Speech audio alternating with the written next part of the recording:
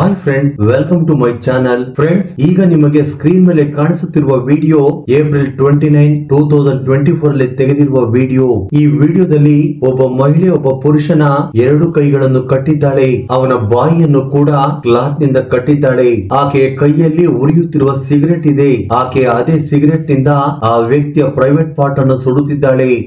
ಮಧ್ಯದಲ್ಲಿ ಅವನ ಎದೆ ಮೇಲೆ ಕುಳಿತುಕೊಂಡು ಅವನ ಕುತ್ತಿಗೆಯನ್ನು ಕೊಯ್ಯುವ ಪ್ರಯತ್ನ ಮಾಡುತ್ತಿದ್ದಾಳೆ. ನಂತರ ಮತ್ತೊಂದು ಕತ್ತಿಯನ್ನು ತೆಗೆದುಕೊಂಡು ಅವನ ಪ್ರೈವೇಟ್ ಪಾರ್ಟ್ ಅನ್ನು ಕತ್ತರಿಸುವ ಪ್ರಯತ್ನ ಮಾಡುತ್ತಾಳೆ. ಫ್ರೆಂಡ್ಸ್, ನಿಮಗೆ ಈ ವಿಷಯ ಗೊತ್ತಾದ್ರೆ ಖಂಡಿತವಾಗಿಯೂ ಆಶ್ಚರ್ಯವಾಗುತ್ತೀರಾ. ಆ ವ್ಯಕ್ತಿಗೆ ಅಷ್ಟೊಂದು ಹಿಂಸೆ ನೀಡುತ್ತಿರುವ ಮಹಿಳೆ ಬೇರೆ ಯಾರು ಅಲ್ಲ, ಸ್ವಯಂ ಅವನ ಹೆಂಡತಿಯೇ. ಇಬ್ಬರು ಕೂಡ 6 ತಿಂಗಳ ಕೆಳಗೆ ಪ್ರೀತಿಸಿ ಮದುವೆ ಮಾಡಿಕೊಂಡರು. ಈ ಘಟನೆ ಒಂದು ನಿಜವಾದ ಸತ್ಯ ಘಟನೆ. ಪ್ರೀತಿಸಿ ಮದುವೆ ಮಾಡಿಕೊಂಡ ಇವರು ಕೇವಲ 6 ತಿಂಗಳಲ್ಲೇ ಹೆಂಡತಿ ತನ್ನ ಗಂಡನನ್ನು ಈ ರೀತಿಯಾಗಿ ಏಕೆ ಮಾಡಿದಳು, ಈ ವಿಡಿಯೋ ಹಿಂದಿರುವ ಅಸಲಿ ಸತ್ಯವೇನು, ಇದೆಲ್ಲದರ ಸಂಕ್ಷಿಪ್ತ ವಿವರಣೆಯನ್ನ ಈ ವಿಡಿಯೋದಲ್ಲಿ ತಿಳಿದುಕೊಳ್ಳೋಣ. ಬನ್ನಿ, ಬಿಜ್ನೂರಲ್ಲಿ ನಡೆದ ಈ ನಿಜವಾದ ಘಟನೆಯನ್ನು ಪೂರ್ತಿಯಾಗಿ ತಿಳಿದುಕೊಳ್ಳೋಣ. ಸೊ ಈ ವಿಡಿಯೋ ತುಂಬಾ ಇಂಟ್ರೆಸ್ಟಿಂಗ್ ಆಗಿದೆ, ಎಲ್ಲಿ ಕೂಡ ಸ್ಕಿಪ್ ಮಾಡದೆ ಪೂರ್ತಿಯಾಗಿ ನೋಡಿ. ಫ್ರೆಂಡ್ಸ್, ಈ ಸ್ಟೋರಿ ಶುರುವಾಗಿದ್ದು 2023 ಜೂನ್ ತಿಂಗಳಲ್ಲಿ ಉತ್ತರ ಪ್ರದೇಶದಲ್ಲಿ ಬಿಜನೂರ್ ಎಂಬ ಪಟ್ಟಣದಲ್ಲಿ ಶಿವಹಾರ ಪೊಲೀಸ್ ಸ್ಟೇಷನ್ ಹತ್ತಿರದಲ್ಲಿ ಒಂದು ಗ್ರಾಮವಿದೆ. ಆ ಗ್ರಾಮದಲ್ಲಿ ಮನ್ನನ್ ಜೈದಿ ಎಂಬ ವ್ಯಕ್ತಿ ವಾಸ ಮಾಡುತ್ತಿದ್ದನು. ಜೂನ್ ತಿಂಗಳಲ್ಲಿ ಅವನಿಗೆ ಮಹೇಶ್ ಜಾ ಎಂಬ ಯುವತಿಯ ಪರಿಚಯವಾಗುತ್ತದೆ. ಆಕೆ ನೋಡುವುದಕ್ಕೆ ತುಂಬಾ ಸುಂದರವಾಗಿದ್ದಾಳೆ. ಫಸ್ಟ್ ಸೈಟ್ ಅಲ್ಲಿ ಮನ್ನನ್ ಆಕೆಯನ್ನು ಪ್ರೀತಿಸಿದನು. ಎಲ್ಲರ ಹಾಗೆ ಮೊದಲು ಚಿಕ್ಕದಾಗಿ ಮಾತುಗಳು, ಹೀಗೆ ನಿಧಾನವಾಗಿ ಇಬ್ಬರು ಸೇರುತ್ತಾ ಇಬ್ಬರಲ್ಲೂ ಗಾಢವಾದ ಪ್ರೀತಿ ಹುಟ್ಟುತ್ತದೆ. ಹೀಗೆ 2-3 ತಿಂಗಳ ಪರಿಚಯದ ನಂತರ ಮನ್ನನ್ಗೆ ಅರ್ಥವಾಗುತ್ತೆ ಆಕೆ ಆ ಟೈಪ್ ಅಲ್ಲ ಅಂತ, ಅಂದ್ರೆ ಟೋಟಲ್ ಆಗಿ ಆಕೆ ಕ್ಯಾರೆಕ್ಟರ್ ಸರಿ ಇಲ್ಲ ಅಂತ. ಮನ್ನನ್ ಒಂದು ಸಾಧಾರಣವಾದ ಜೀವನವನ್ನು ಸಾಗಿಸುವಂತ ವ್ಯಕ್ತಿ, ಡ್ರಿಂಕಿಂಗ್ ಸ್ಮೋಕ್ ಎಂದಿಗೂ ಕೂಡ ಮಾಡಿದವನಲ್ಲ. ಆದ್ರೆ ಮೆಹರ್ ಜಾ ಅವೆಲ್ಲವನ್ನು ಮಾಡುವ ಮಹಿಳೆ ಎಂದು ಅವನಿಗೆ ಗೊತ್ತಾಗುತ್ತದೆ.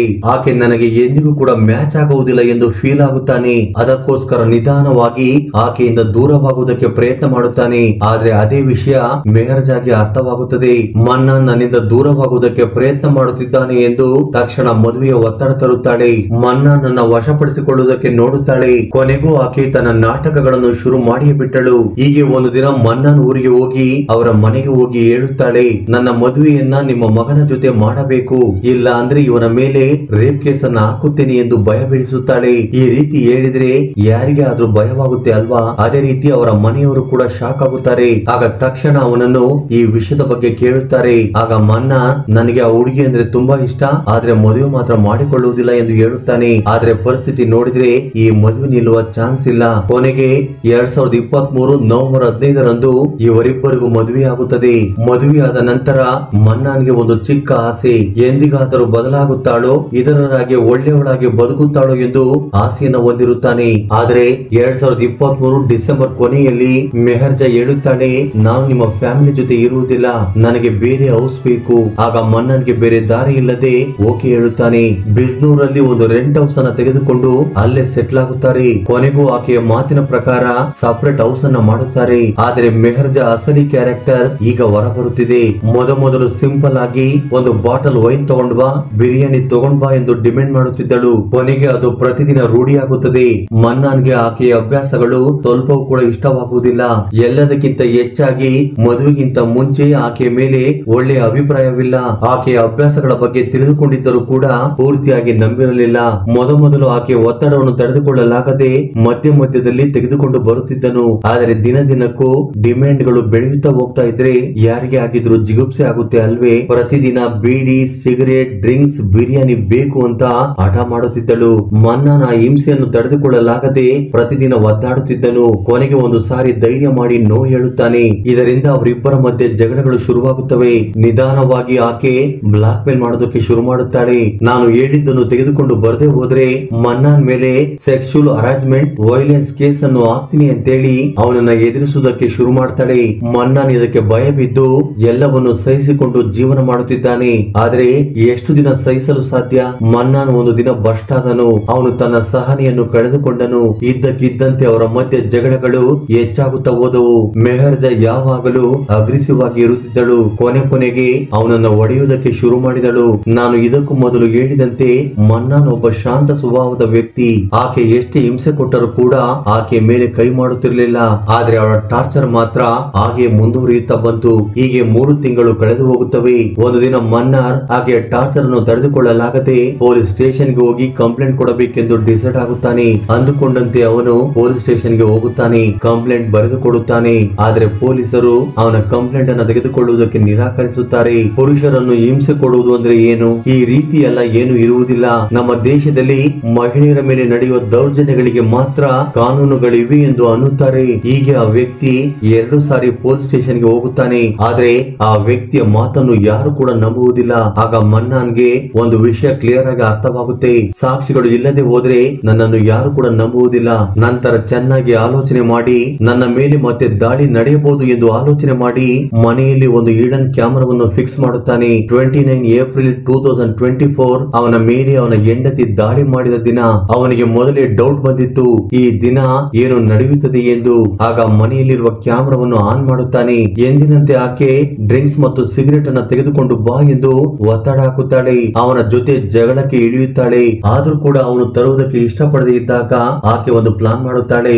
ಮೊದಲಿಗೆ ಹಾಲನ್ನು ತೆಗೆದುಕೊಂಡು ಅದರಲ್ಲಿ ಮತ್ತಿನ ಔಷಧಿಯನ್ನು ಮಿಕ್ಸ್ ಮಾಡಿ ಮನ್ನಾನ್ಗೆ ಕುಡಿಸುತ್ತಾಳೆ. ಆ ವ್ಯಕ್ತಿ ಏನು ನಡೆಯುತ್ತದೆ ಎಂದು ಮೊದಲೇ ಅನುಮಾನ ಪಟ್ಟಿದ್ದು ಈಗ ನಿಜವಾಗುತ್ತಿದೆ. ಕ್ಯಾಮೆರಾ ಆನ್ ಆಗಿದೆ. ಅಲ್ಲಿ ನಡೆಯುತ್ತಿರುವ ಘಟನೆ ಪೂರ್ತಿಯಾಗಿ ರೆಕಾರ್ಡ್ ಆಗುತ್ತಿದೆ. ಆದ್ದರಿಂದ ಕ್ಯಾಮೆರಾ ರೆಕಾರ್ಡಿಂಗ್ ಮೇಲೆ ನಂಬಿಕೆಯನ್ನು ಇಟ್ಟಿದ್ದಾನೆ. ಫ್ರೆಂಡ್ಸ್, ನೀವು ಈ ವಿಡಿಯೋದಲ್ಲಿ ನೋಡುತ್ತಿದ್ದೀರಿ ಅಲ್ವಾ? ಅಲ್ಲಿ ಆ ಮಹಿಳೆ ಸಿಗರೇಟ್ ಅನ್ನು ಸೇದುತ್ತಾ ಅದೇ ಸಿಗರೇಟ್ ನಿಂದ ಅವನ ಬಾಡಿಯನ್ನು ಅಲ್ಲಲ್ಲಿ ಸುಡುತ್ತಿದ್ದಾಳೆ. ಆಕೆಯ ಒಂದು ಕೈಯಲ್ಲಿ ಸಿಗರೇಟ್ ಇದೆ, ಮತ್ತೊಂದು ಕೈಯಲ್ಲಿ ಕತ್ತಿ. ಅದೇ ಕತ್ತಿಯಿಂದ ಅವನ ಪ್ರೈವೇಟ್ ಭಾಗವನ್ನು ಕತ್ತರಿಸುವ ಪ್ರಯತ್ನ ಮಾಡುತ್ತಿದ್ದಾಳೆ. ಅವನ ಎದೆ ಮೇಲೆ ಕುಳಿತುಕೊಂಡು ಅವನ ಕತ್ತನ್ನು ಕತ್ತರಿಸುವ ಪ್ರಯತ್ನ ಮಾಡುತ್ತಿದ್ದಾಳೆ. ಮತ್ತಿನ ಔಷಧಿಯ ಪ್ರಭಾವದಿಂದ ಮನ್ನಾನ್ ನಿಶಕ್ತನಾಗಿ ಪೂರ್ತಿಯಾಗಿ ಸ್ಪಂದಿಸುವುದಕ್ಕೆ ಸಾಧ್ಯವಾಗುತ್ತಿಲ್ಲ. ಆ ಇಡೀ ರಾತ್ರಿ ಅವನ ಮೇಲೆ ತುಂಬಾ ಅಮಾನುಷವಾಗಿ ಹಿಂಸೆ ನಡೆಯುತ್ತದೆ. ಮಾರನೇ ದಿನ ಬೆಳಿಗ್ಗೆ ಅವನಿಗೆ ಜ್ಞಾನ ಬಂದ ತಕ್ಷಣ ಕ್ಯಾಮೆರಾದಲ್ಲಿ ರೆಕಾರ್ಡ್ ಆಗಿರುವ ವಿಡಿಯೋವನ್ನು ತೆಗೆದುಕೊಂಡು ಪೊಲೀಸ್ ಸ್ಟೇಷನ್ ಗೆ ಹೋಗುತ್ತಾನೆ. ಅಲ್ಲಿ ಬಿಜ್ನೂರ್ ಪೊಲೀಸರಿಗೆ ತೋರಿಸುತ್ತಾನೆ. ಅದರಲ್ಲಿ ನಡೆದಿರುವ ಹಿಂಸೆಯನ್ನು ನೋಡಿ ಅವರು ಶಾಕ್ ಆಗುತ್ತಾರೆ. ಆಗ ಮಹಿಳೆಯ ವಿರುದ್ಧ ಕೇಸನ್ನು ತೆಗೆದುಕೊಳ್ಳುತ್ತಾರೆ. ಅವರ ಇನ್ವೆಸ್ಟಿಗೇಷನ್ ನಲ್ಲಿ ಇನ್ನೂ ಹಲವು ಆಶ್ಚರ್ಯಕರವಾದ ವಿಷಯಗಳು ಹೊರಬಂದವು. ಈ ಮಹಿಳೆಗೆ ಮನ್ನಾನ್ ಜೊತೆಗಿನ ಮದುವೆಗಿಂತ ಮೊದಲೇ ಅನೇಕ ಪುರುಷರ ಜೊತೆ ಸಂಬಂಧವಿತ್ತಂತೆ. ಮದುವೆಯಾದ ನಂತರವೂ ಕೂಡ ಅವರ ಜೊತೆ ಸೇರುತ್ತಾ ದುಡ್ಡಿಗೆ ಅವರ ಬಳಿ ಡಿಮ್ಯಾಂಡ್ ಮಾಡುತ್ತಿದ್ದಾಳಂತೆ. ಆಕೆಯ ಫ್ಯಾಮಿಲಿಯಲ್ಲಿ ಅವಳ ಸಹೋದರಿ ಕೂಡ ಆಕೆಗೆ ಸಪೋರ್ಟ್ ಮಾಡುತ್ತಿದ್ದಾಳಂತೆ.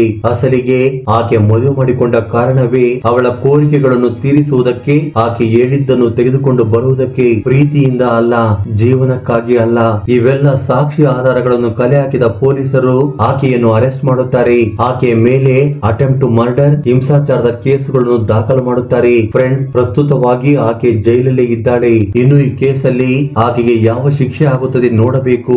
ಆದ್ರೆ ಇಲ್ಲಿ ಅಸಲಿ ಪ್ರಶ್ನೆ ಏನು ಅಂದ್ರೆ, ಒಬ್ಬ ಪುರುಷನ ಮೇಲೆ ನಡೆದಿರುವ ಹಿಂಸೆಗೆ ಯಾವ ನ್ಯಾಯ ಸಿಗುತ್ತದೆ ನೋಡಬೇಕು. ಪ್ರಸ್ತುತ ಕಾಲದಲ್ಲಿ ಈ ರೀತಿಯ ಕೇಸುಗಳು ಎಷ್ಟು ನಡೆದು ಹೋಗುತ್ತವೆ. ಪ್ರಸ್ತುತ ಕಾಲದಲ್ಲಿ ಈ ರೀತಿಯಲ್ಲಿ ಗಂಡು ಮಕ್ಕಳ ಮೇಲೆ ನಡೆಯುವ ದೌರ್ಜನ್ಯ ಹೆಚ್ಚಾಗುತ್ತಾ ಹೋಗುತ್ತಿವೆ. ಆದ್ರೆ ಅವುಗಳು ಬೆಳಕಿಗೆ ಬರದೆ 4 ಗೋಡೆಗಳ ಮಧ್ಯೆ ಮುಚ್ಚಿ ಹೋಗುತ್ತವೆ. ಕೊನೆಗೆ ಅವರೇ ತಪ್ಪು ಆರೋಪದ ಮೇಲೆ ಜೈಲು ವಾಸವನ್ನು ಅನುಭವಿಸುತ್ತಾರೆ. ನಮ್ಮ ಸಿಸ್ಟಮ್ ಗಳಲ್ಲಿ ಈ ವಿಷಯದ ಬಗ್ಗೆ ಬದಲಾವಣೆಗಳು ತುಂಬಾ ಇಂಪಾರ್ಟೆಂಟ್ ಆಗಿದೆ. ಫ್ರೆಂಡ್ಸ್, ಈ ಇನ್ಸಿಡೆಂಟ್ ಬಗ್ಗೆ ನಿಮ್ಮ ಅಭಿಪ್ರಾಯ, ಅನಿಸಿಕೆಗಳನ್ನು ಕಾಮೆಂಟ್ ಬಾಕ್ಸ್ ಅಲ್ಲಿ ಕಮೆಂಟ್ ಮಾಡಿ. ಹಾಗೆ ಈ ವಿಡಿಯೋ ನಿಮ್ಗೆ ಇಷ್ಟವಾಗಿದ್ದರೆ ದಯವಿಟ್ಟು ಲೈಕ್ ನೀಡುವುದನ್ನು ಮರೆಯಬೇಡಿ. Thank you for watching.